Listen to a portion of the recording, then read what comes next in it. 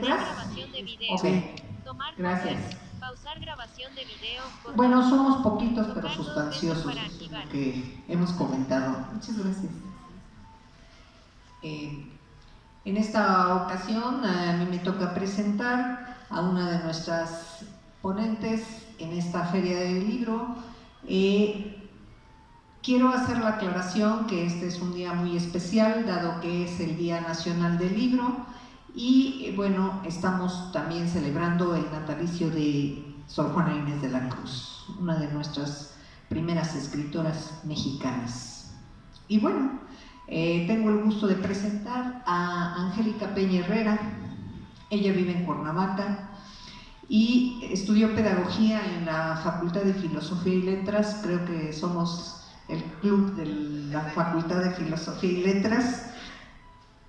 Hizo una maestría en educación y su labor profesional se desarrolló como docente en educación superior, media superior. Ha participado en talleres de escritura, tales como el de Gabriela García Soria, y actualmente, desde 2019, está inscrita en el curso de literatura mexicana del siglo XX, impartido en la UNAM, con el doctor en literatura Jorge Aguilera López. Le damos un fuerte aplauso, por favor, y le cedo los micrófonos. Gracias. Hola, buenas tardes a todos. Yo traigo preparada una presentación, pero como le decía Miriam, en cualquier momento, si alguien quiere hacer una intervención, con mucho gusto podemos retomar la intervención. Y quizá más que una cátedra dictada, sea una charla sobre el tema que vamos a abordar. Y precisamente el tema es sobre las mujeres y la literatura mexicana. Esta plática la construí como una invitación a leer la literatura mexicana escrita por mujeres. No pretende ser un análisis de qué, cómo y por qué escriben las mujeres, sino una pequeña guía para descubrir o redescubrir a autoras mexicanas que han estado marginadas en un mundo donde los hombres han dominado por muchísimo tiempo. Si hacemos un poco de historia en la historia universal, ¿no? Por ejemplo, cuando estudiamos filosofía, todo el mundo nos habla de Sócrates, de San Agustín, de Kant, de Marx, de Hegel, pero ¿alguno de ustedes ha oído hablar de Hildegarda von Bingen? Ella fue una abadesa, pensadora, escritora de música alemana del siglo XII, y yo creo que casi nadie la conoce, ¿no? El mundo de las artes, la ciencia, la literatura han estado dominadas por el pensamiento masculino. A las mujeres normalmente se nos ha considerado seres inferiores, sin derecho y con la finalidad principal de dar a luz o de dar placer. Es decir, solo somos madres o acompañantes, nunca creadoras. Sin embargo, es importante señalar que esta situación ha estado cambiando durante el siglo XX y lo que va del siglo XXI. Que las mujeres, que en la actualidad somos el 51% de la población, nos enfrentamos a una situación que, por ejemplo, en la primaria, la mayor parte de las lecturas que se hacen corresponden a hombres. Cuando les enseñamos a los niños a leer, más del 67% de las lecturas son escritas por hombres y el restante corresponde a las mujeres o a lecturas anónimas. Esto nos deja en una clara desventaja, ¿no? Y así vamos por la vida, hombres y mujeres, leyendo principalmente lo que publican los hombres, lo que a ellos les interesa escribir, lo que nos quieren contar. Pero cada día se hace más necesario conocer qué es lo que han escrito las mujeres. Sobre todo saber que a lo largo del siglo XX no solo han publicado Rosario Castellanos, Elena Poniatowska o Elena Garro, que hay muchas mujeres que han incursionado en la literatura, que han escrito poesía, teatro, ensayo, narrativa, crítica literaria y que incluso ha habido una autora mexicana que fue propuesta al Premio Nobel de Literatura. Yo creo que pocos tenemos datos de eso. Y hablando del Nobel, precisamente, una cosa que podemos destacar es que desde 1901, que se empezó a otorgar este premio, solo 17 mujeres lo han recibido. Y solo una mujer sudamericana, ni siquiera una mexicana, ¿no? Y no es que lo diga con desprecio, sino que ni siquiera se han acercado a esa situación. Y fue Gabriela Mistral que en 1945 recibió el Premio Nobel de Literatura. Y bueno, ya adentrándonos un poquito a este tema, debemos recordar que precisamente la literatura está hecha de palabras, de lenguaje. Y el lenguaje, obviamente, es una parte esencial para los seres humanos. Freud nos decía que a través del lenguaje conocemos nuestro consciente, pero más importante, conocemos nuestro inconsciente. Por otro lado, Engels, en su texto El papel de la transformación del mono en hombre, afirma que el lenguaje y el trabajo son los elementos que posibilitaron la transformación del humano. En ese sentido, los humanos somos lenguaje. Nos construimos a partir del habla y nos definimos con él. Además, a las mujeres nos ha correspondido la tarea de contar las historias de nuestra vida, de nuestra sociedad. En sus inicios de las sociedades, las mujeres se quedaban a cuidar a los niños y eran encargadas de transmitir las historias de la comunidad, mientras que los hombres obviamente se iban a casar y a hacer otras actividades para la manutención de la comunidad. Y así, con el paso del tiempo y el desarrollo de las comunidades, el lenguaje se fue consolidando como este elemento que nos permite conocer nuestra historia, como personas y obviamente como sociedad. Aunque las mujeres siempre han estado vinculadas a contarnos historias de lo cotidiano, de nuestra vida, de lo que hacemos en el día a día, de nuestro diario devenir, el ser escritor con el tiempo se redujo a los hombres. Y durante mucho tiempo ellos fueron los únicos que se dedicaron a contar lo que ellos creían que era importante ser contado. Sin embargo, las mujeres poco a poco han ido incursionando en este campo con tan buenos resultados que en la actualidad tenemos grandes escritoras que nos han maravillado con sus textos literarios en las últimas centurias. Si nos referimos exclusivamente a México, quizá la primera mujer que pudo enfrentar el orden establecido y publicar grandes obras literarias fue, por supuesto, Sor Juana Inés de la Cruz. Ella, la peor de todas, que en un tiempo dominado por hombres se atrevió a enfrentar este orden y a lograr grandes proezas en la literatura, no solo mexicana ni hispanoamericana, sino en la literatura universal.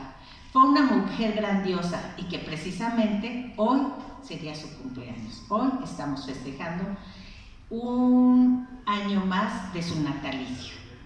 Sor Juana, desde muy pequeña, presentó un gran interés por la palabra. Aprendió a escribir a la edad de 3 años, solamente escuchando a su madre, que precisamente le estaba enseñando a su hermana a escribir. Posteriormente, al ya saber obviamente leer, descubrió la biblioteca de su abuelo y se sumergió en un mundo de fantasía. Y terminó por convencerse que este mundo de fantasía y conocimiento era al que ella quería pertenecer. Como su intento por ingresar a la universidad se vio frustrado, en algún momento le dijo a su madre: pero yo despiqué el deseo de leer muchos libros, varios que tenía mi abuelo, sin que bastasen castigos ni represiones a estorbarlo, aunque finalmente decidí entrar en una orden religiosa para que me permitiera realizar las actividades que tanto disfrutaba. leer y escribir. Pero ella, cuando se le cuestionaba sobre el conocimiento, decía: yo no estudio para escribir mejor, ni menos para enseñar, que fuera en mí tan desmedida soberbia, sino solo por ver si con estudiar ignoro menos. Sor Juana nos regaló grandes obras que pertenecen tanto al campo de la lírica, de la prosa, como del arte dramático. Escribió versos sacros y profanos, autos sacramentales, comedias, hizo disertaciones filosóficas y teológicas. En pocas palabras, abordó todos los campos y todos los temas habidos e importantes en su época. Algunas de sus obras son Los empeños de una casa, Sonetos, Primero sueño, en donde precisamente reflexiona a través de una serie de poemas que realiza sobre el conocimiento y la adquisición del mismo. Sor Juana, en su respuesta a Sor Filotea, hizo una fuerte crítica al lugar que se le daba a la mujer y resaltó las injusticias con que eran tratadas.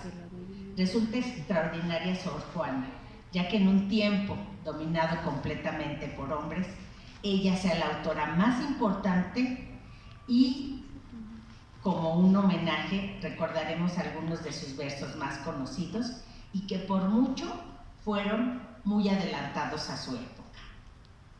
De las redondillas, de las famosas redondillas: hombres necios que acusáis a la mujer sin razón, sin ver que sois la ocasión de lo mismo que culpáis. Si con ansia sin igual, ya se me olvidó, increíble pero cierto. ¿Tú te acuerdas, Miriam, cómo sigue?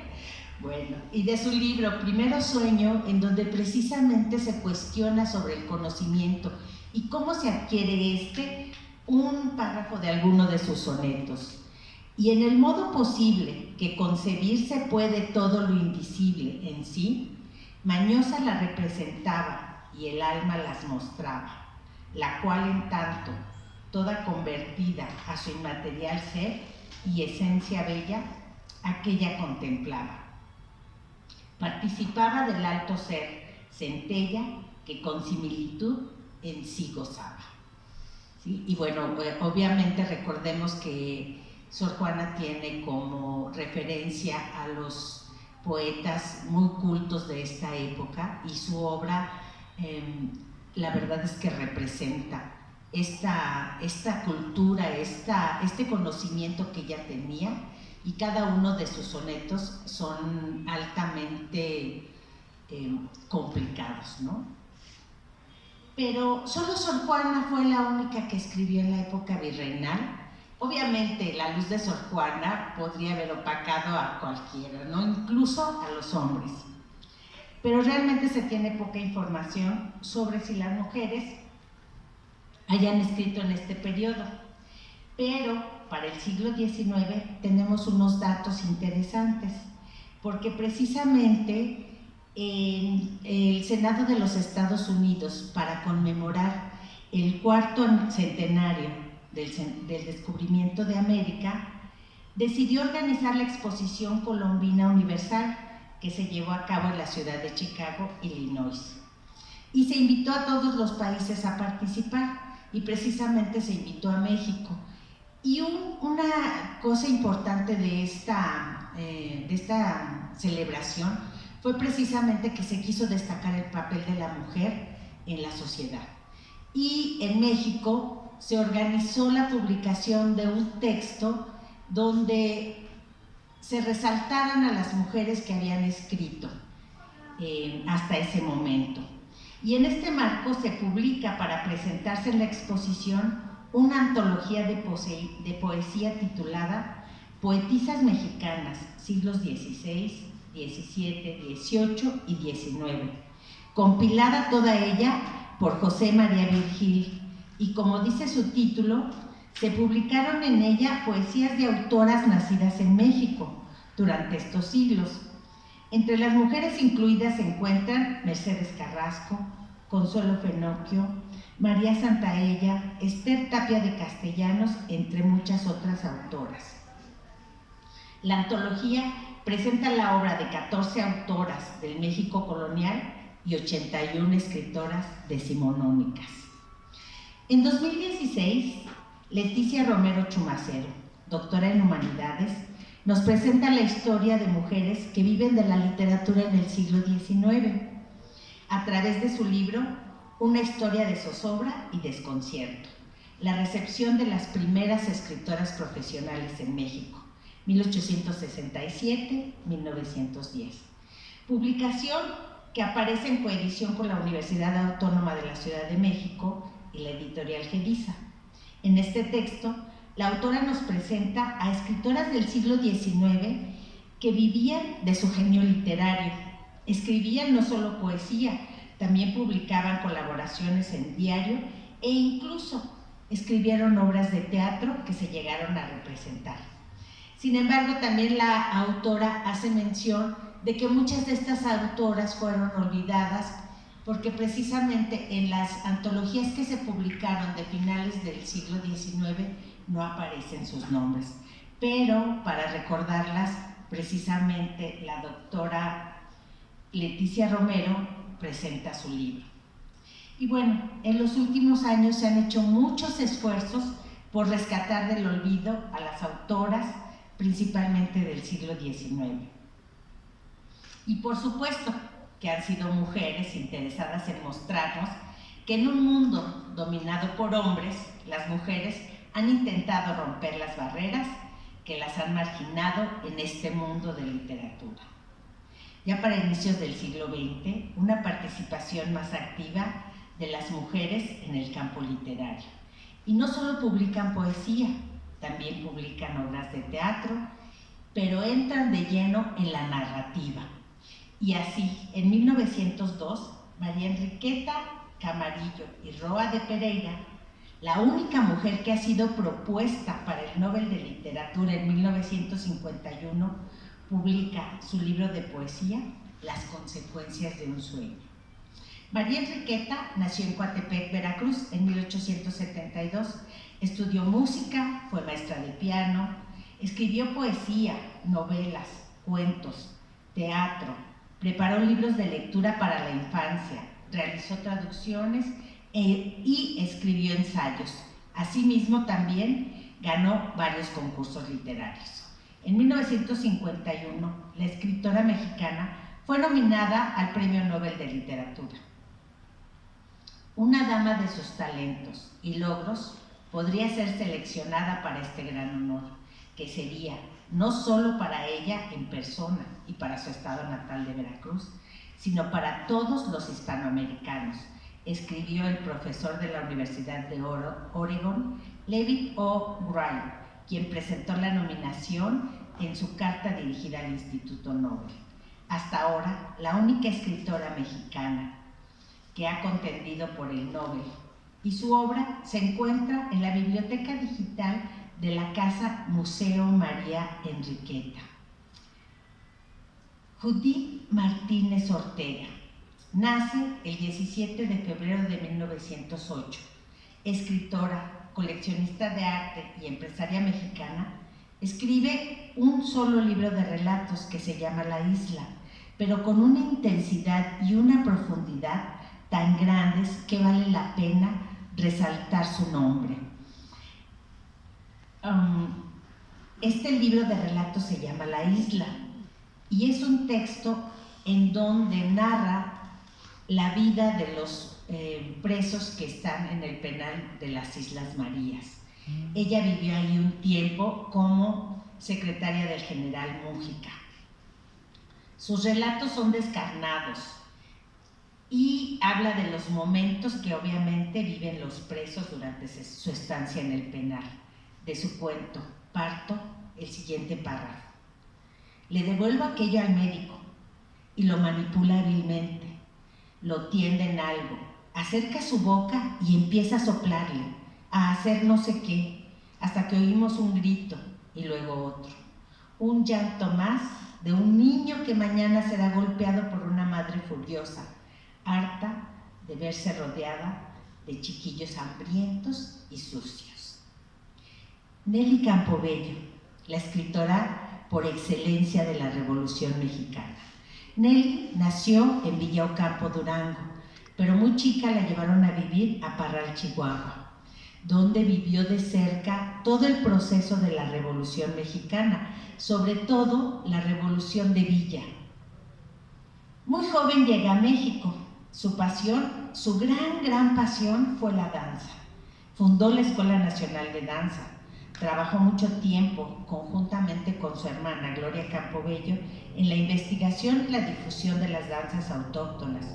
Y el tiempo que le dejaba libre la danza lo dedicó a escribir. De ella tenemos 3 obras fundamentales. En 1928 publicó su primer libro, Yo, versos por Francisca. Y su narrativa está compuesta por 2 novelas, Cartucho, Relatos de la lucha del norte de México, 1931, que se puede leer como pequeñas narraciones o como una novela, y Las manos de mamá, 1937. En Cartucho, Nelly nos narra sus vivencias en forma de relatos cortos, presentados de manera cruel y a veces triste. Casi todos pertenecen a personajes villistas y los presenta con un estilo directo, a veces muy nostálgico, casi todos y sin concesiones, Mientras que en Las manos de mamá se dibuja la figura de la madre desde la perspectiva de la niña, pero con el análisis de la mujer ya adulta, que recuerda a su madre enfrentando situaciones complicadas en el mundo violento de la revolución. Es una novela de evocación con un lenguaje poético que tiene como escenario la Revolución Mexicana. De Las manos de mamá, un pequeño fragmento. Está cantando. Siempre que cosía se alegraba. El ruido de la máquina, con su canto de fierros, era en la noche la única verdad de 2 seres.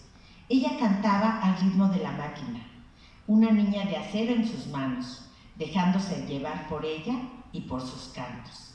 Perfil de mujer fuerte, sana, cuadraba con los perfiles de la máquina. Sus manos se movían. La máquina nos regalaba bastillas. Guadalupe Amor, más conocida en el mundo literario y en el mundo de los intelectuales como Pita Amor, un remolino de belleza y talento. Escribió poesía en verso clásico, pero antes de ser escritora se dedicó al cine y al teatro. Es considerada una de las primeras feministas mexicanas y bueno, se desenvolvió en el mundo de la intelectualidad junto con Frida Kahlo, Diego Rivera, Salvador Novo y Gabriela Mistral. Fue una mujer que rompió con todos los estereotipos y logró sobresalir gracias a su gran talento. Escribió poesía en verso clásico. Decía Poniatowska que sus versos eran perfectos. Publicó varios libros de poesía, entre ellos Yo soy mi casa, Décimas a Dios, otro libro de amor. Su poesía era introspectiva y cuestionadora, y tan perfecta que se llegó a decir que el autor era Alfonso Reyes. Pero cuando murió Alfonso Reyes en 1958, se descubrió que no era así.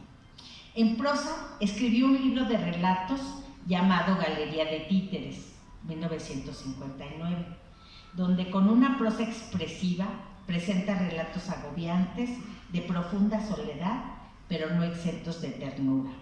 Así como también presentó su novela Yo soy mi casa, la cual no es propiamente una novela, pero tampoco son sus memorias. Es un texto que sirve de marco para las reflexiones de la autora sobre su vida, sucesos y sensaciones que la llevaron a ser. Pita Amor era una mujer brillante, controversial, escritora de gran profundidad y hermosos versos. Para referirse a sí misma, decía: yo de niña fui graciosa, de adolescente llorona, en mi juventud cabrona y en mi verano impetuosa. Pero también en su libro Las Décimas a Dios decía: ven disfrazado de amor, de silencio, de quietud, de ternura, de virtud, pero aprovecha mi ardor, a este fuego abrasador que mi corazón llamea, dale motivo que sea como eterno combustible. Ya vuélvete, Dios, visible, ¿qué pierdes con que te vea? Josefina Vicens, bueno, ya estamos llegando como a la década de los 50. Josefina Vicens es una novelista, periodista, guionista y cronista tabasqueña, a quien conocían también como La Peque.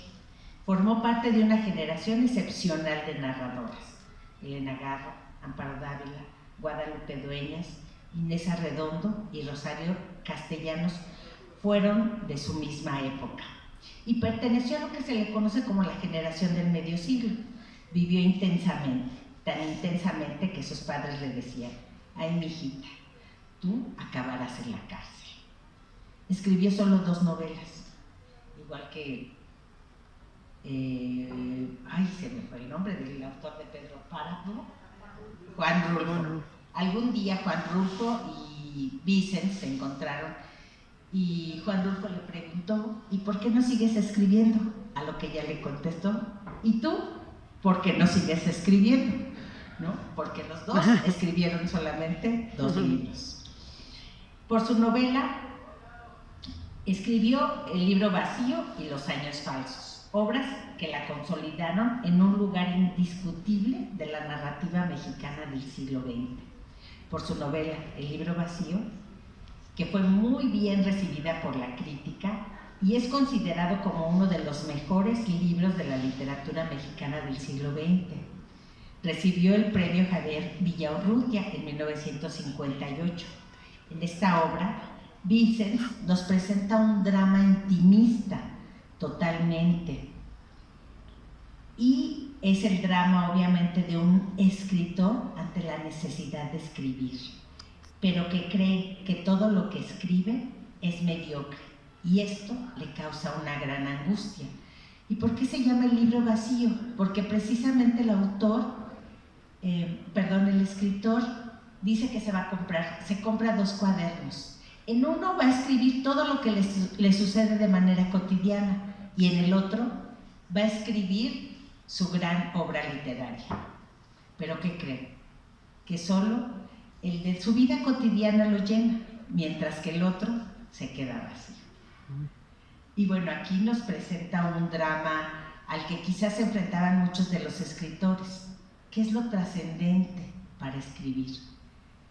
Y bueno, Vicens fue la que puso el dedo en esa llaga. Con el seudónimo de Diógenes García, Vicens colaboró con artículos políticos en diversas publicaciones, y con el de Pepe Faroles en la revista Sol y Sombra y en el periódico Torerías, ambos especializados en la fiesta brava. Y precisamente hablando de mujeres que escriben con seudónimos de varones, Lilia Granillo Vázquez escribe su libro Las violetas enmascaradas, las escritoras fantasmas. Todas ellas son escritoras de principios del siglo XIX que precisamente escribían con seudónimos masculinos. Y sabemos que esa es una práctica no solo de las escritoras mexicanas. La mayoría de las escritoras en un tiempo dominado por hombres solían escribir con seudónimos masculinos, como las hermanas Bronte, ¿no? Ellas publicaron un libro de poesía en donde su seudónimo era el nombre de hombres, ¿no? Recibió en 2 ocasiones Josefina Vicens el premio Ariel por los guiones de las películas Renuncia por motivos de salud y Los perros de Dios.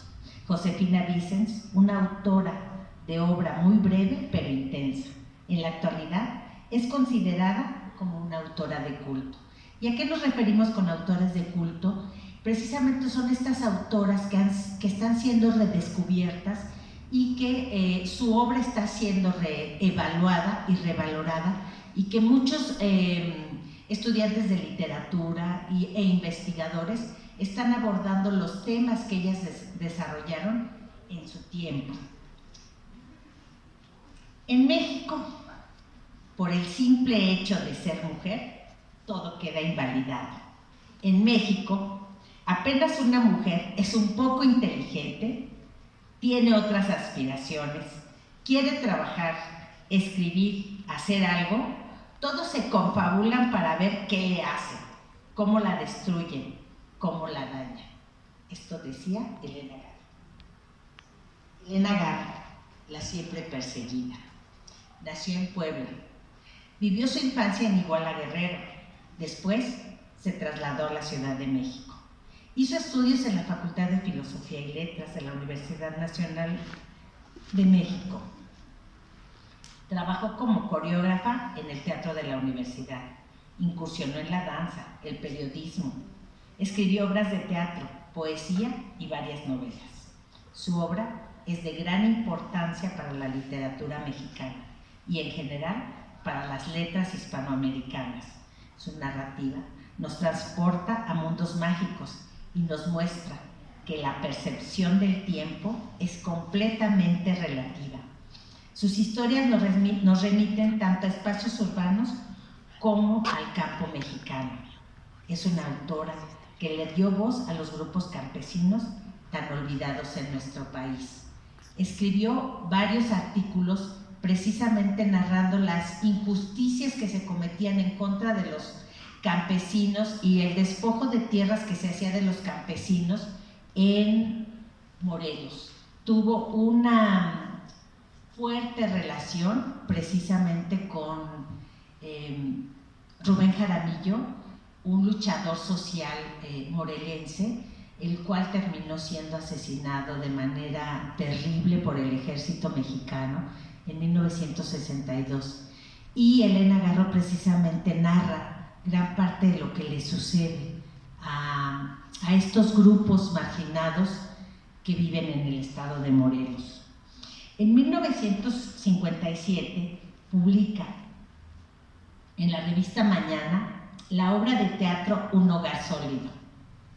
Los invito a leerla porque precisamente es una obra en donde quizás empieza ya a prefigurar lo que sería el realismo mágico. Aunque realmente los expertos en Elena Garro dicen que se prefigura desde mucho tiempo antes, ¿no? Cuando escribe Los recuerdos del porvenir, que es en 1953, novela que ha causado tanta polémica hasta la fecha, porque obviamente se habla de que la escribe en el 53, cuando se está recuperando de una fuerte enfermedad, pero decide no publicarla. Hay toda una controversia en torno a esa novela. Hay quien dice que Octavio Paz no quería que la publicara porque Octavio Paz reconocía que la narrativa de Garro era muy superior a la de él, pero también hay otros investigadores que dicen que en realidad Octavio Paz fue quien la impulsó a que la publicara. Finalmente, la novela Los recuerdos del porvenir es publicada en 1963 y gana el premio Javier Villaurrutia. Algunos investigadores dicen que precisamente fue una novela que durante 10 años que estuvo escrita, pues muchos la leyeron. Y quizá de ahí empezó a surgir esta idea del realismo mágico, ¿no? Hay quien sostiene, hay investigadores que sostienen, entre ellos Patricia Reyes Lopategui, que es la biógrafa de Elena Garro, que más investigación ha hecho sobre ella, y precisamente ella sostiene que esta novela es el punto de inicio del realismo mágico en Latinoamérica. Bien, y ya habíamos dicho, en el 57 publica Un hogar sólido, que es también fantástica, y bueno, Los recuerdos del porvenir, que es una obra indispensable para leer por todos los mexicanos. En esta obra, Garro narra la vida de Ixtepec, un pueblo del sur de México, y lo que sucede en él después de la Revolución Mexicana y en plena Guerra Cristera. De Los recuerdos del porvenir, Emmanuel Carballo dijo: Es un realismo que anula el tiempo y el espacio, que salta de la lógica al absurdo, de la vigilia a la ensoñación y al sueño. En 1964 publica La Semana de Colores, una colección de 13 cuentos, entre los que destaca La culpa es de los tlaxcaltecas, considerado por mucho uno de los mejores cuentos escritos en la narrativa mexicana. Y en donde precisamente Laura, la protagonista, se divide entre dos tiempos completamente diferentes. Vive en dos tiempos completamente diferentes. En la época actual, en el que es publicada, que es 1967, y la época de la conquista de México. Y entre estas dos realidades se mueve la protagonista Laura. Durante los años que vivió Elena Garro con Octavio Paz, y debido al trabajo de en el Servicio Exterior Mexicano, ella se codeó con los intelectuales tanto de Europa como de México. Y obviamente eso influyó en gran parte en toda su obra. La vida de Elena Garro siempre estuvo rodeada de polémica. Y durante mucho tiempo su obra no tuvo suficiente difusión. Es más, Los recuerdos del porvenir es una novela que hasta los años 90 se empieza a estudiar con la rigurosidad que se debiera. A pesar de tener una narrativa tan exquisita y llena de misterio, Elena Garro, les digo, durante mucho tiempo fue dejada de lado. Alguna de las anécdotas que se cuenta es que precisamente los hombres que eran muy amigos de Octavio Paz en ese tiempo, pues influyeron mucho para que fuera silenciada toda la obra de Elena Garro. Pero les voy a leer a continuación un pequeño párrafo de La culpa es de los tlaxcaltecas, en donde precisamente podemos ver esta magia que nos transmite Elena Garro. Y dice así: la luz era muy blanca y el puente, las lajas y el automóvil empezaron a flotar en ella. Luego, la luz se partió en varios pedazos para convertirse en miles de puntitos y empezó a girar hasta que quedó fija como en un retrato. El tiempo había dado la vuelta completa. Y entonces Laura se encuentra en la época de la conquista. Entre los libros publicados por Garro tenemos Andamos huyendo Lola, Reencuentro de personajes, Testimonios sobre Mariana y Matarazzo no llamó. Elena, mujer polémica, y su obra poco reconocida. Su relación con Paz marcó gran parte de su vida. Garro dijo sobre Octavio Paz: yo vivo contra él, hablé contra él, tuve amantes contra él, escribí contra él y todo lo que soy es contra él. Aún después de muerta, sigue causando polémica. En el 2016, con motivo del centenario de su natalicio, en España se reeditó la novela Reencuentro de personajes, con un desafortunado cintillo que yo creo que casi todos conocen. Mujer de Octavio Paz, amante de Bioy Casares, inspiradora de García Márquez y admirada por Borges. Ni un reconocimiento a su genialidad como escritora. Ella es Elena Garro. Los invito de verdad a que conozcan su obra, es maravillosa. Rosario Castellanos. Bueno, antes de seguir, déjenme tomar un poquito de agua porque la garganta ya no me da para más.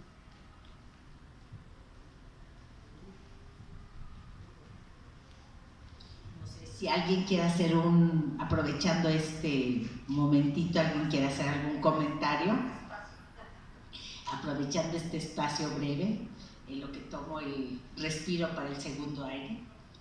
Bien, toca el turno a Rosario Castellanos, Ciudad de México, 25 de mayo de 1925. Tel Aviv, Israel, 7 de agosto de 1974. Se graduó de maestra de filosofía en la Universidad Nacional Autónoma de México en 1950 y más tarde en la Universidad de Madrid llevó cursos de estética y estilística. Se inició en la literatura como poeta, pero su primer libro de novela fue Balún Canán, que junto con Ciudad Real, su primer libro de cuentos, y Oficio de Tinieblas, su segunda novela, firman la trilogía indigenista más importante de la narrativa mexicana. Reunió en 1972 su obra poética en Poesía No Eres Tú.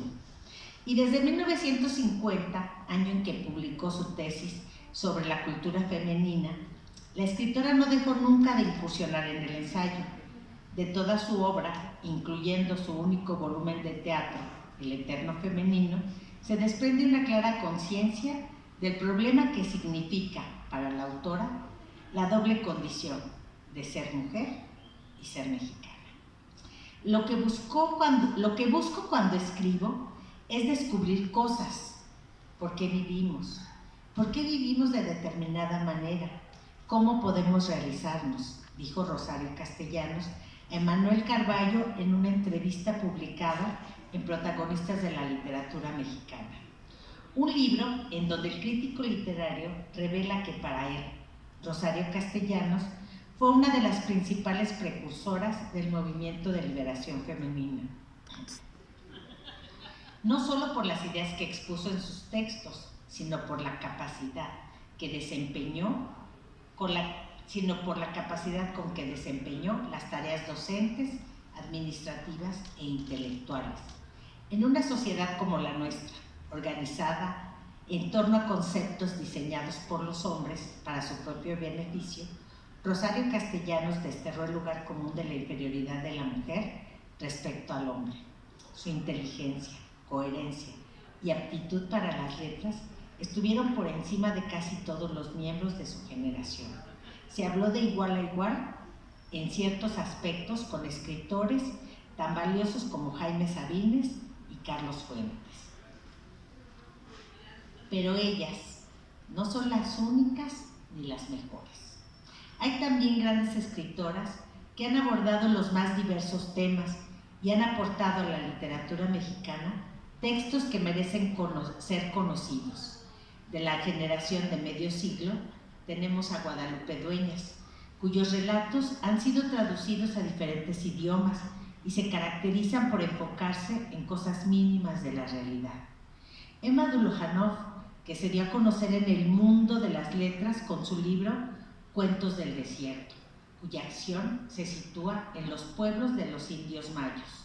Amparo Dávila, otra escritora de culto, es una escritora fuera de serie, considerada de culto y cuya obra se está redescubriendo. Ganó el premio Javier Villaurrutia y es originaria de Zacatecas. En sus relatos combina la realidad con una atmósfera fantástica y enrarecida, que le dan un toque especial a todas sus narraciones. De sus principales libros podemos mencionar Árboles Petrificados, Muerte en el Bosque y Tiempo Destrozado, donde se encuentra uno de sus cuentos más icónicos, El Huésped. Los invito a leerlo. Y de verdad que es maravillosa, intrigante y totalmente terrorífica. Amparo. Inés Arredondo, quien es autora de poemas, cuentos y crítica literaria. Su libro, La Señal, es uno de los mejores libros de cuentos publicados en México. Su narrativa tiene una visión profundamente femenina de la realidad. De sus libros podemos mencionar Río Subterráneo, La Tsunamita, Las Palabras Silenciosas. Inés Arredondo empieza a denunciar ciertas actitudes y ciertas conductas de los hombres en contra de las mujeres de una manera tan sutil que nos cuesta trabajo identificarlas en cada uno de sus relatos, como por ejemplo en el caso de Mariana, que es uno de sus textos en donde habla sobre las relaciones tóxicas y cómo estas relaciones se van desarrollando hasta llegar al límite máximo. Si alguna vez tienen tiempo, lean a Inés Arredondo y este cuento de Mariana. Para la década de los 60s y los 70s tenemos escritoras como Margot Glantz, quien por cierto el día de hoy acaba de recibir el premio Carlos Fuentes por su obra literaria.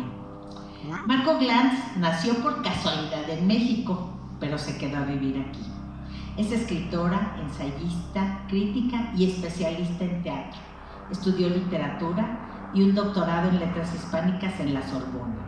Fue alumna de Alfonso Reyes, Samuel Ramos, Leopoldo Sea, entre muchos otros grandes escritores. Ganó el premio Javier Villaurrutia en 1984. Su obra, como ya lo dije, abarca todos los géneros literarios. Y entre sus libros podemos mencionar Las genealogías, Apariciones, Historia de una mujer que caminó por la vida con zapatos de diseñador. Ella es Margot Glantz. María Luisa Puga, mujer que nació para escribir, ella siempre lo dijo. A ella lo que le gustaba era escribir. Y siempre quiso ser escritora. Todo lo que pasaba por su mente y por su vida lo escribía en su diario. Viajó por Europa y África. Y todas las experiencias que tuvo en estos viajes los plasmó en su obra. Escribo para entender y para tocar. Toda la gente tiene distintas maneras de vivir y de sentirse activa y sentirse parte activa del mundo. Escribir es una de estas maneras, solía decir María Luisa. Publicó novelas y cuentos principalmente, aunque durante un tiempo también tuvo un taller de creación literaria. Y entre sus novelas podemos mencionar Las posibilidades del odio, que es una novela ubicada en Kenia, en donde ella se descubre, a pesar de que viene de un país tercermundista, que la vida jodida puede estar más jodida en países como Kenia. También escribió otra novela que se llama Pánico y Peligro, La forma del silencio, y el libro de relatos Intentos. Su último libro publicado fue Diarios del dolor, texto donde la autora narra su relación con el dolor, con este dolor que le causa la artritis reumatoide y donde conjuga su pasión, la escritura, con su cotidianidad. Es una conversación silenciosa entre la autora y su dolor. Elena Poniatowska, gran cronista nacida en París, pero mexicana por convicción, además sobrina de Pita Amor.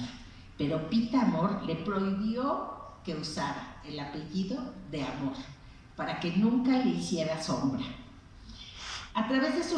Se da a conocer a través de sus reportajes, entrevistas y artículos. Su obra literaria se verá atravesada por su labor periodística, la cual consta de novelas, obras de teatro y cuentos. Su primer libro, Lilus Kikus, son narraciones breves de gran originalidad que nos introducen en el mundo donde lo cotidiano, lo maravilloso y lo tierno se conjugan.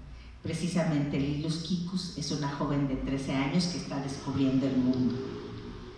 Ha abarcado todos los géneros y ha recibido múltiples premios, entre ellos el Premio Cervantes en el año 2013, por su incesante actividad como escritora.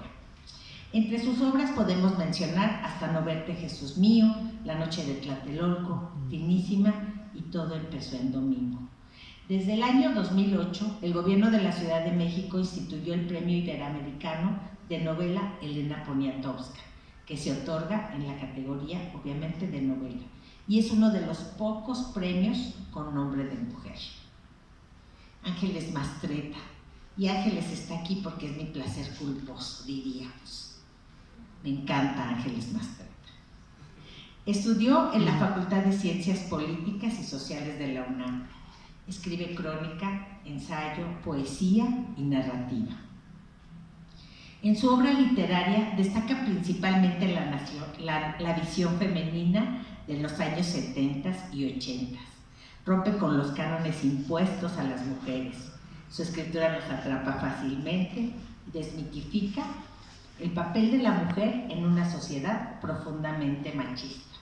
Sus principales obras son Arráncame la vida, Mal de amores, Ninguna eternidad como la mía, Mujeres de ojos grandes, las cuales han sido traducidas a varios idiomas. Es una autora de mucho éxito editorial. En lo que va del siglo XXI, la escritura de las mujeres ha tomado un nuevo auge. Se ha empezado a cuestionar la invisibilidad de las mujeres en los programas oficiales de literatura, la poca difusión que a lo largo de los años han tenido sus obras.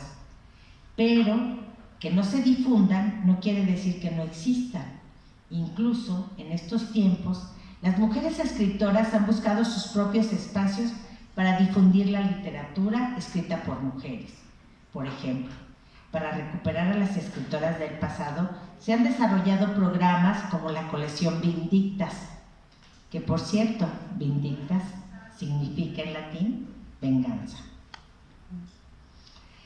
La Dirección General de Publicaciones y Fomentos de la Editorial de la UNAM precisamente es la encargada pues, de hacer visible este trabajo de las escritoras olvidadas en el siglo pasado. En la primera entrega de Vindictas se incluyeron novelas como Minotauromaquia, novela de Tita Valencia, donde la autora, al igual que Elena Garro, se vincula con un hombre muy importante de su época. No lo menciona en Minotauromaquia, pero sus iniciales JJ nos hacen suponer que fue Juan José Arreola, obviamente. Y la autora explora el amor frustrado por la indiferencia de uno de los amante, que era una figura en el mundo intelectual. La obra, a pesar de haber ganado el premio Javier Villaurrutia, fue olvidada por quienes detentaban el poder en las altas esferas de la intelectualidad. Por otro lado, y continuando con este esfuerzo por reivindicar a las mujeres, en las redes sociales como Twitter se lanzó el reto Guadalupe Reyes, apenas en el 2020, que propone leer a 10 autoras del 12 de diciembre al 6 de enero.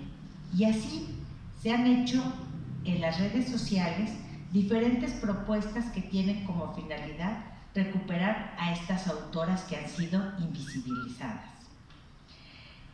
Ya hablando de las autoras más recientes, ¿no? Y que abordan temas mucho más actuales, que escriben sobre lo que está sucediendo en nuestra sociedad, podemos mencionar a Cristina Rivera Garza, quien ha escrito cuentos, ensayos, novelas y poesías.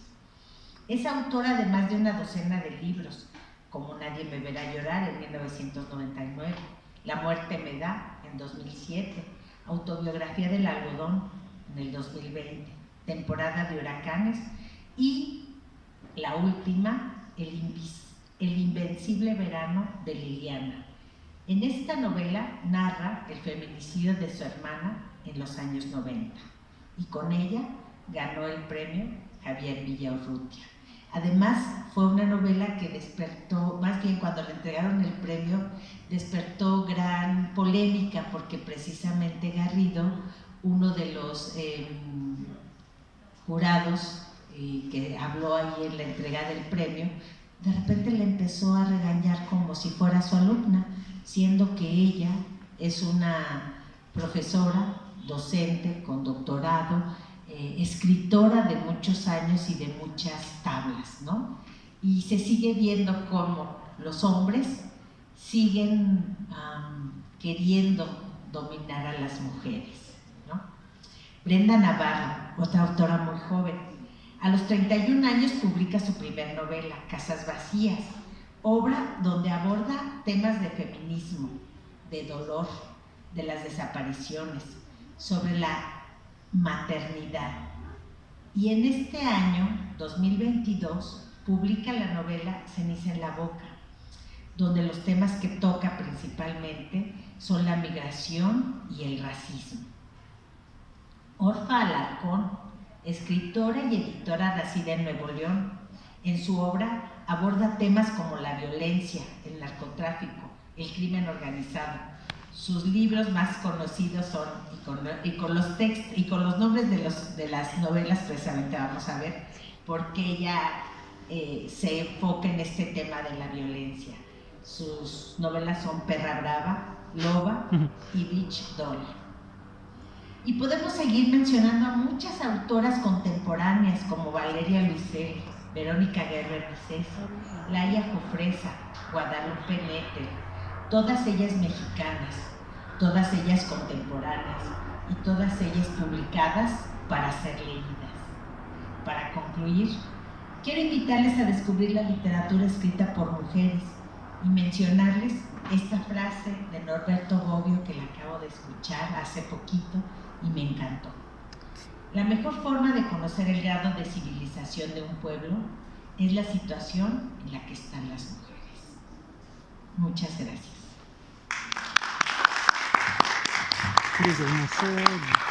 De culturas populares. ¿Alguien quisiera hacer algún comentario, alguna pregunta?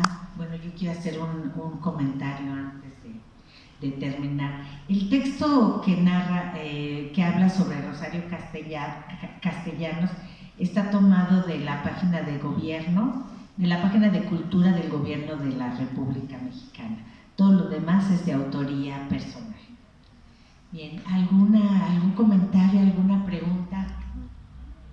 Buenas tardes. Creo que es un tema fascinante y tabú, a pesar de que estemos en pleno 2022, en relación al manejo de autoras. Yo soy profesor de primaria, casi 40 años de servicio. Créanme que con mucha tristeza me percato que la lectura no se genera a nivel básico y que debería ser el promotor, el propulsor de ese semillero en relación a despertar el interés a la literatura para los niños en general.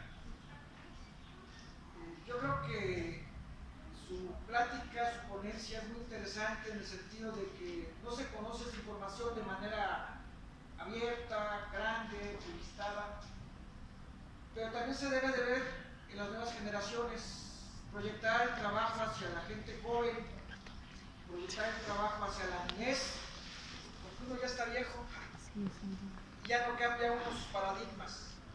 Entonces yo creo que debe ser una tarea paralela en relación a dar a conocer y promover de manera simultánea el inicio de la literatura hacia la gente joven, principalmente en el caso de las niñas. Y hago énfasis porque, como usted lo dice, México tiene mayor población de niñas que de niños, y a veces es lo que predomina en las escuelas primarias. Escuelas donde la mujer tiene hay mayor población de mujeres que de hombres en una escuela. Entonces yo creo que es ir más allá.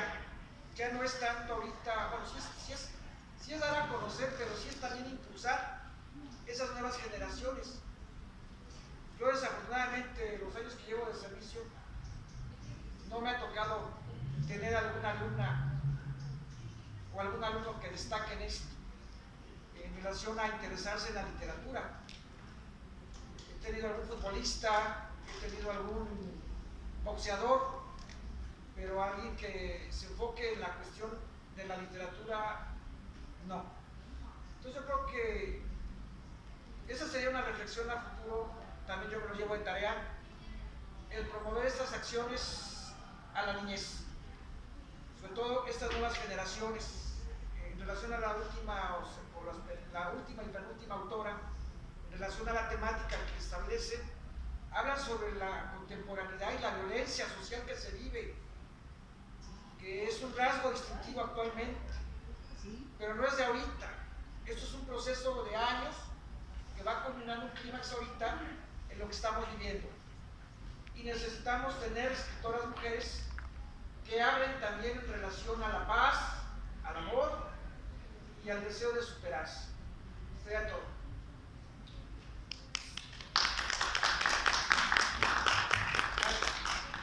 Sí, como dijo Miriam en la presentación, Durante mucho tiempo yo también estuve ejerciendo la docencia y una forma de impulsar a mis alumnos a que leyeran, tenía un proyecto que se llamaba, eran alumnos de media superior, tenía un proyecto que se llamaba La Recomendación de la Semana y a mí me funcionó muy bien, ¿no?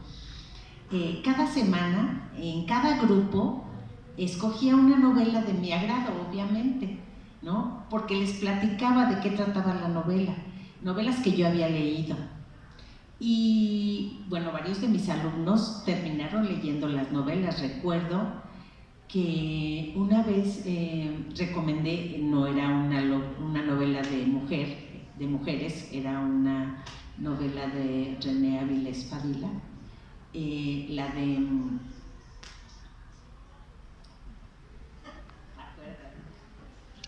Pausar grabación de video, botón. Tocar 2 veces para activar. Pausar grabación de video. Y me acuerdo que la empecé les leía así como ahorita les leía un párrafo a los alumnos. Dijo, ¿por qué nos recomiendas, Angélica? ¿Por qué nos recomiendas libros que están descontinuados? Pausar grabación de video, Le digo, botón. ay, pues si quieres te presto el mío para que lo leas. Dice, no te preocupes, ya me fui a una librería de viejo y ya quedaron de conseguírmelo, ¿no? Y así, bueno, también durante un tiempo les invitaba a mis alumnos a que si tenían algo escrito por ellos, lo llevaran, o si tenían algo que les hubiera gustado mucho, nos recomendaran ellos un libro. Y sí tuve alumnas, principalmente mujeres, que llevaban textos de su autoría. Recuerdo mucho de una, ahorita se me fue el nombre, pero esta chica llegó con un cuento muy breve que hablaba sobre, un poco sobre la violencia, sobre el fin del mundo, y con un final súper, no fabuloso, sino más bien nos dio una vuelta en la lectura, que nos quedamos todos así como, wow, no nos esperábamos, ¿no? La vuelta que le dio al final del cuento. Entonces sí, creo que nosotros está impulsar que las nuevas generaciones se acerquen a los libros, que no le tengan miedo. Recuerdo que una compañera también decía, y bueno, se ha cuestionado mucho, pero ella decía que porque la maestra de literatura de sus hijos les dijo que leyeran un libro, el que fueran, y su hijo dijo, pues voy a leer Harry Potter. Y la maestra de literatura le dijo que no, porque ese no era un libro de literatura, ¿no? Y pues yo creo que lo importante es que empiecen a leer, que se enamoren de la fantasía que nos narran los libros, de todo lo que nos pueden platicar los autores, ¿no? Y ya después ellos solitos van a seguir leyendo. Pero lo importante es eso, atraparlos. Entonces, pues sí está en nosotros, ¿no? Si yo quisiera pausar grabación de video, botón. Tocar 2 veces para activar. Y reconocer que este trabajo que hiciste exhaustivo, pues me doy cuenta que tengo mucha ignorancia siendo mujer de nuestras libreras y de nuestras escritoras, y me llevo muchas felicidades, ya leí tus libros, son bellísimos.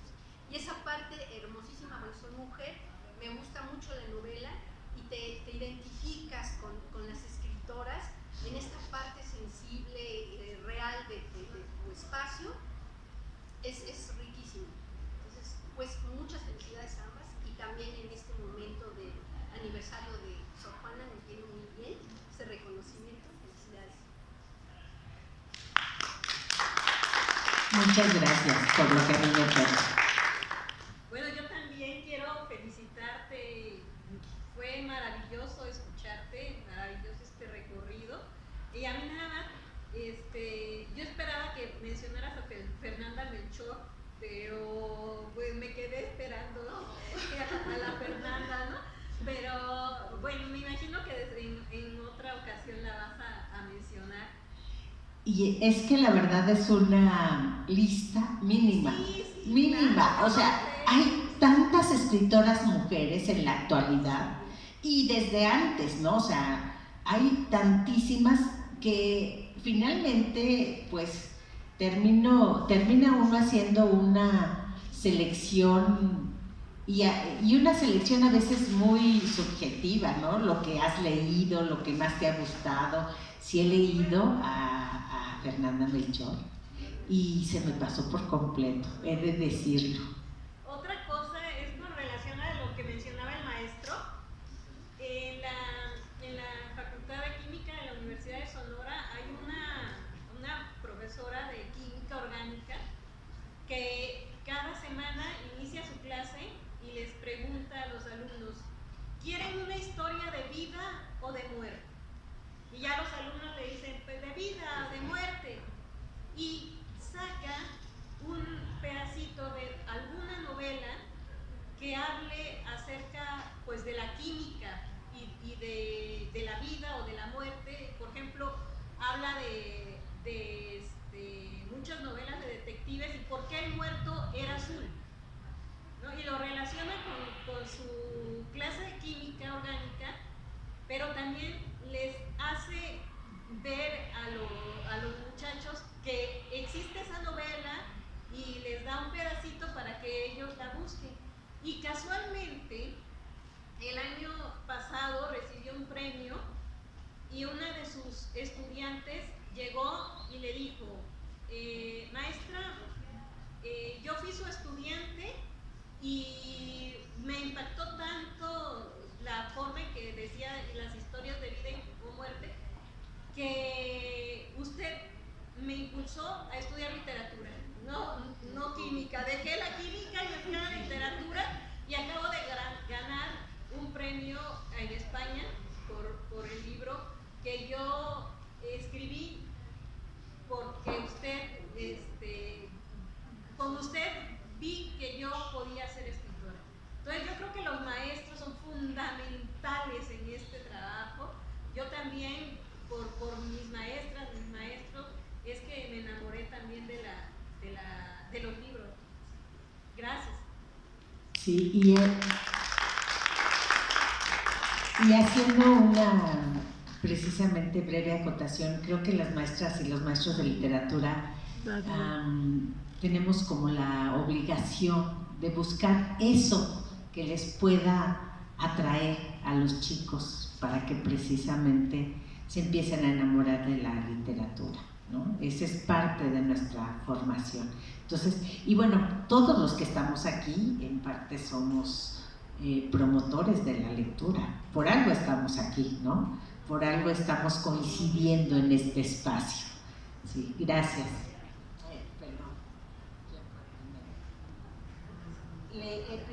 Primero el maestro y después, sí.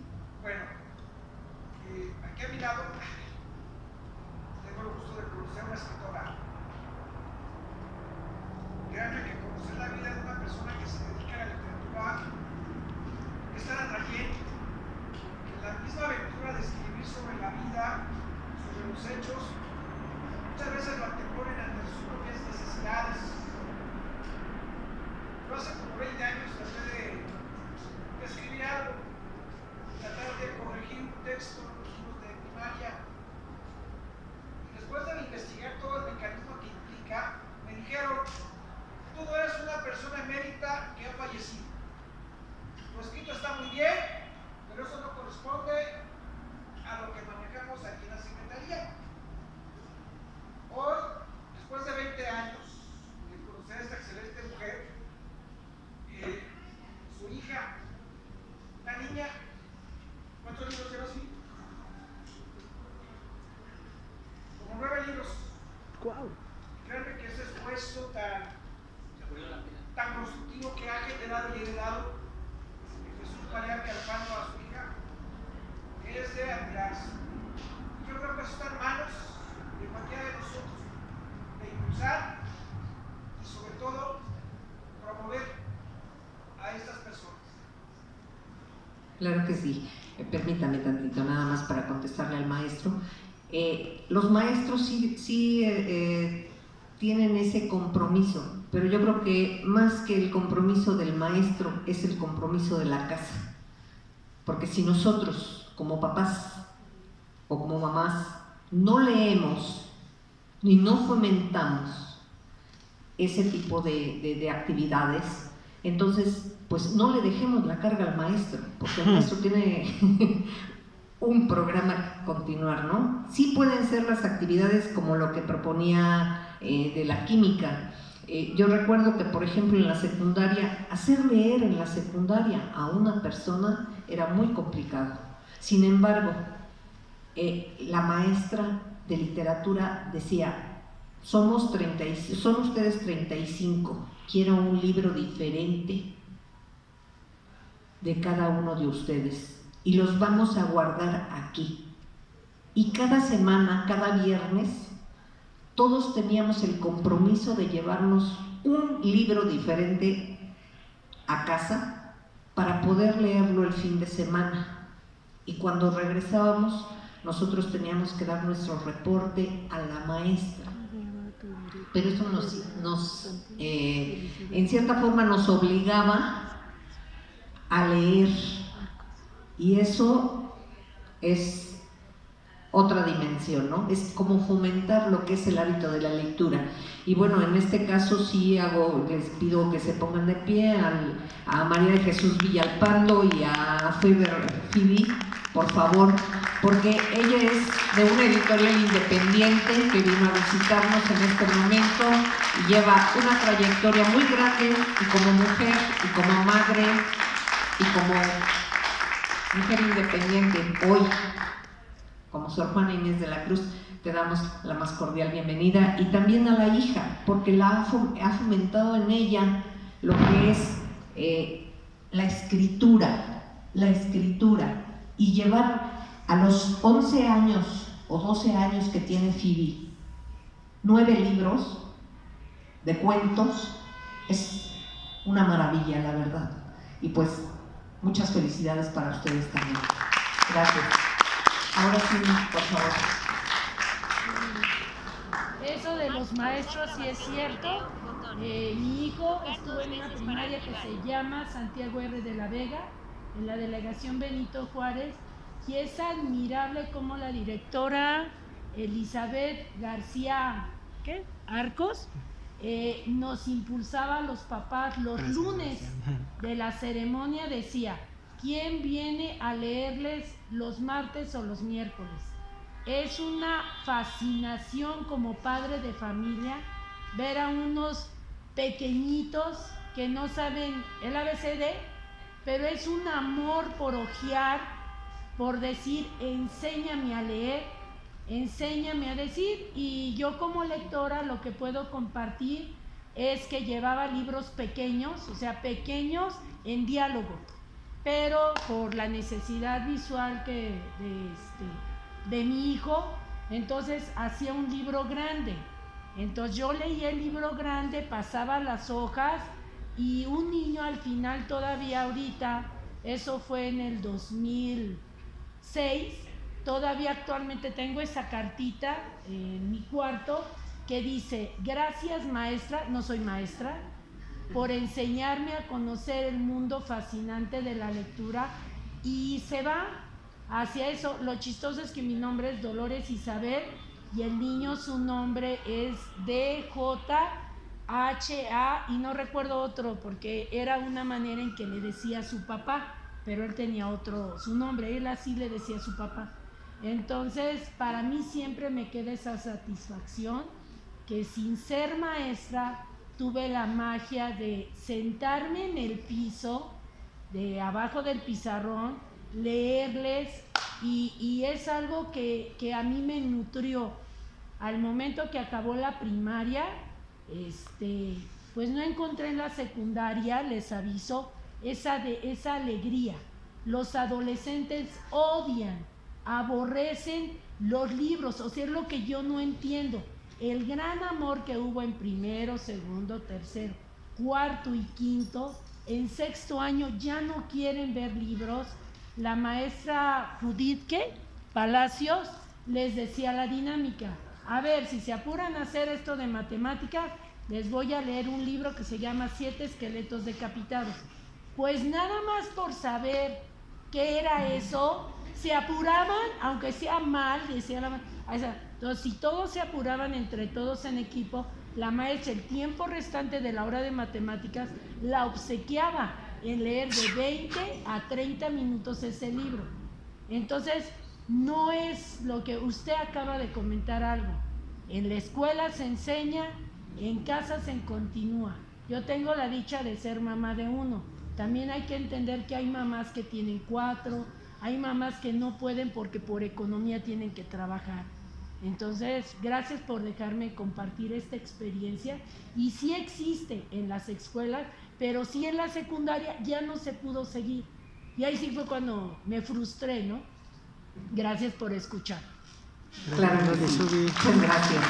Sí, pues de hecho sabemos de antemano que pues en la escuela ahí tenemos mucha gente y mucho niño con mucha avidez por escribir y sin embargo no lo fomentamos, ¿no?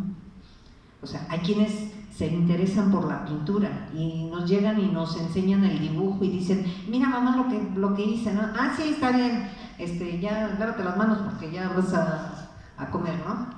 O mira mamá, hice un cuento. Sí, al rato que termine mi novela o prenda la lavadora me avisas, ¿no? Y lo leemos.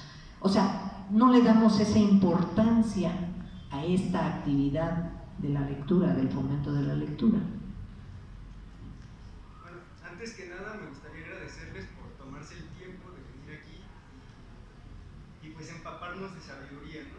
Por estas autoras. Y yo creo que para uno como hombre es muy fácil decir yo entiendo a las mujeres, porque claro, o sea, es sencillo, pero yo no creo que sea un problema tanto de género, yo creo que es un problema de ignorancia. Y el problema radica en que esta ignorancia nos lleva a no ponernos en el lugar de los demás, en no empatizar. Y yo creo que el hecho de conocer estas escritoras es importante. Entiendes, no nada más dices, es un movimiento, en este caso el movimiento feminista que existe por existir, no, lo entiendes, te empapas de él y es importante. Es importante no por obligación, es por respeto. Claro que sí, claro que sí. Lastimosamente vivimos en un país y en tiempos en los que la literatura se la deja de lado y lamentablemente la gente se casa con lo que escucha en las redes sociales, pero el problema es que ellos no investigan las fuentes, no se crean un criterio propio y es importante investigar los temas desde distintas perspectivas para crear un criterio propio y no ser ignorante. Entonces pues nada más quería decir eso y muchas felicidades. Muchas gracias. ¿Alguien más? Adelante. Es joven y sí lee. Hay jóvenes que leen. Y digo, tenemos muchos ejemplos.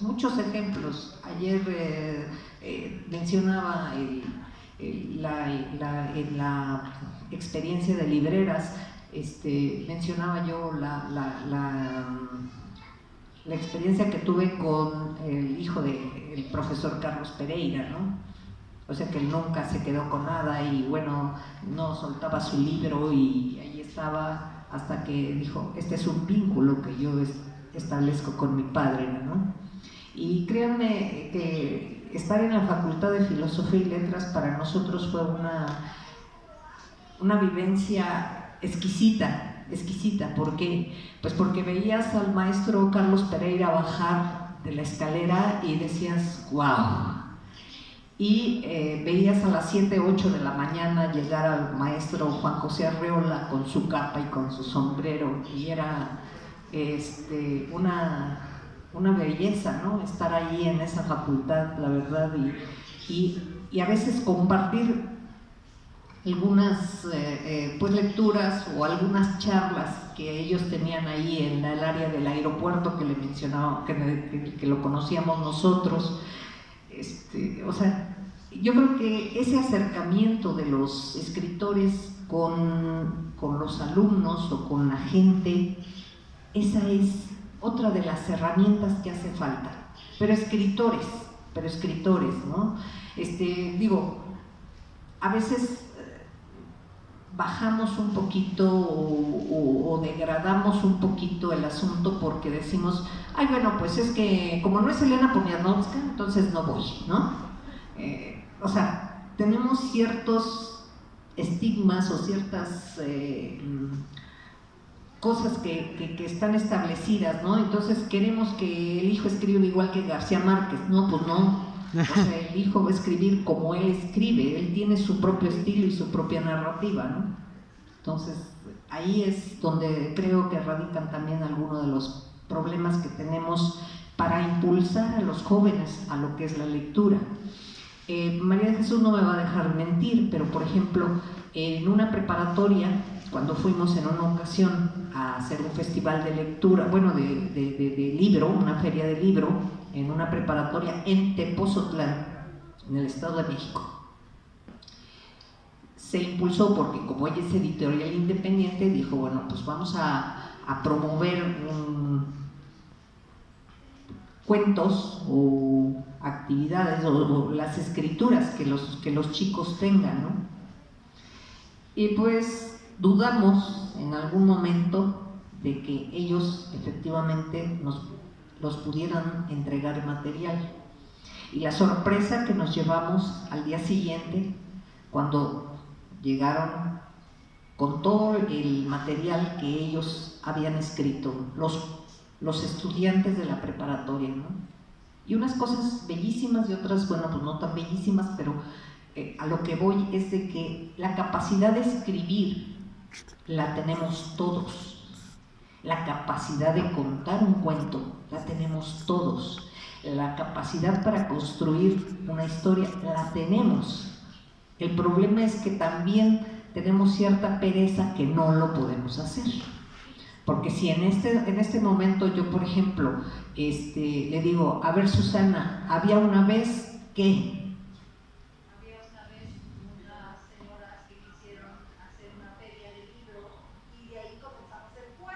Claro, ¿sí? ¿Y qué les pasó? ¿No? Díganme. ¿Qué les pasó? Ah, bueno, que tuvieron la magia de encontrar un lugar que se llama Museo Nacional de Culturas Populares, lleno de flores y de algunos papeles picados, y les llevaron a la imaginación a crear historias. ¿Ve? O sea, y si les pregunto a cada uno de ustedes me va a ir complementando y complementando y complementando la historia. Y estamos imaginando, y estamos narrando, y estamos escribiendo, y estamos reescribiendo, en este caso, a las escritoras mexicanas que pues han sido ignoradas o olvidadas, ¿no? Entonces, este es un trabajo, pues no feminista radical, ¿no? Sino es reencontrar y resurgir a cada una de las mujeres que han hecho historia como escritoras mexicanas. Y bueno, si no hay alguna otra pregunta por aquí, ¿no? Bueno, a nombre de mis compañeras, las libreras de la Ciudad de México, le damos el reconocimiento a Angélica Peña Herrera por haber participado con nosotros.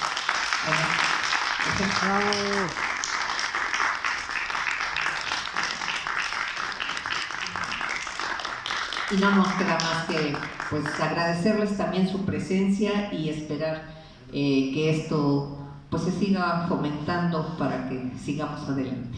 Muchas gracias, buenas tardes. Bueno, amigos de Citrix, pues nos despedimos desde el Museo de Culturas Populares en Coyoacán. Y bueno, no se olviden darle like, suscribirse al canal y nos vemos muy pronto. Y recuerden que esto continuará. Cami fuera a Z, Mix y Loli Sub. Pausar.